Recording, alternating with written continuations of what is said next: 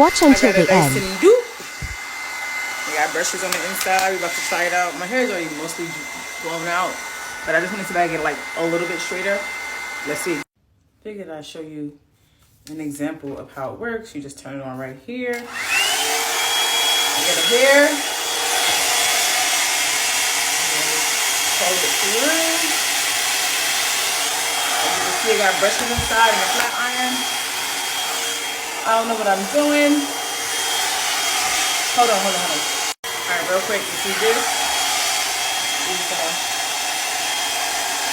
pull it through, right? As you can see, there's a difference already. This side is flatter, and this is how this side just looked. Now I'm gonna do one side over here so you can see it. Hold on.